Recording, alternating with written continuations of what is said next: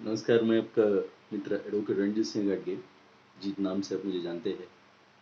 ये हमारे honourable chief justice of India जो एन.वी. रामन्ना है, उन्होंने हाल ही में एक घोषणा की थी और जिसके बारे में डिस्कशन चल रहा है। उन्होंने कहा कि हमारे देश में बहुत सदियों से अगर देखा जाए, तो जो जुडिशरी सिस्टम जो है और जो जजमेंट्स है, वो that were to be given in the open public और सारे कोर्टियर्स जो होते थे राजा के सभा में, तो वो और नागरिक भी जो है वो जो जुडिशरी सिस्टम में और जो न्यायदान का काम चलता था उसमें सम्मिलित होते थे।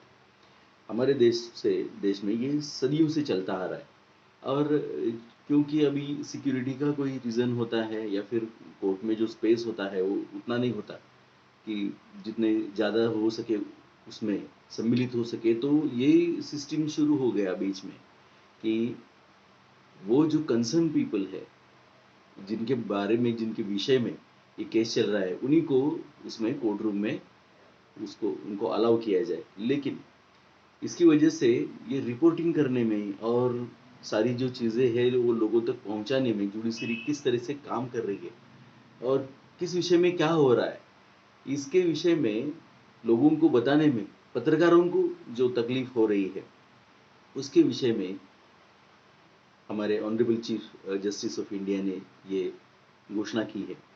वो कुछ समय के लिए खुद भी एक पत्रकार थे।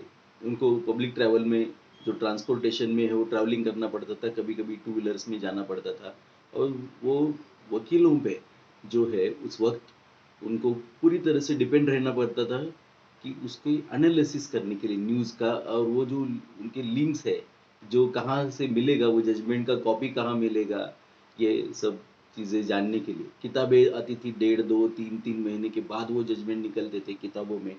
अभी जो आर्टिफिशियल इंटेलिजेंस जो है, उसकी वजह से बहुत सारी चीज़ें जो है वो आसान होने लगी। अब अगर इंटरनेट पे कोई भी चीज़ डाल देते हो तो विदिन फ्यू सेकंड्स आपके पास वो आ जाती है और आपको वो अवेलेबल हो जाती है।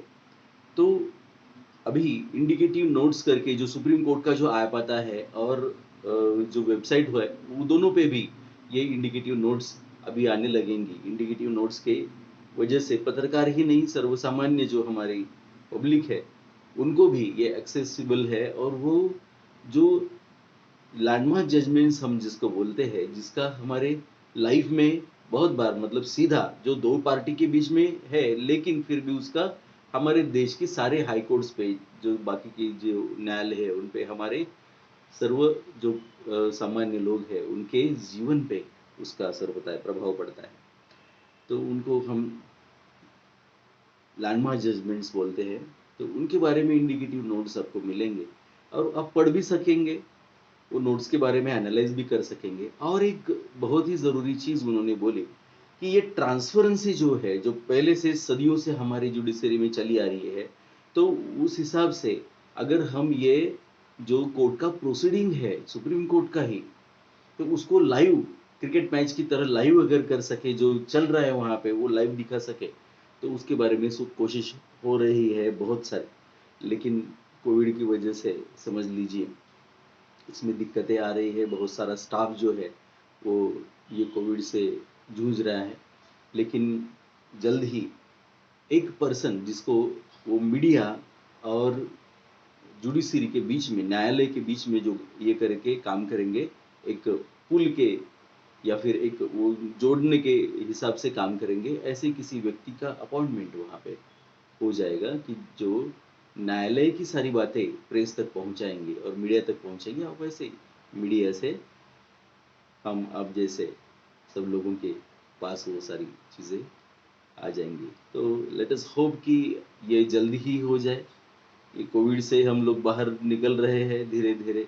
जल्द ही ये सारी चीज़ें भी जो न्यायालय में होने वाली है, वो चेंजेस होने वाली है। कितना अलग तरीके से सोच रहे हैं, एडवांसली जो है वो सोच रहे हैं न्यायालय के न्यायाधीश, विशेषतः अपने chief justice of India honourable N V. Ramana sir.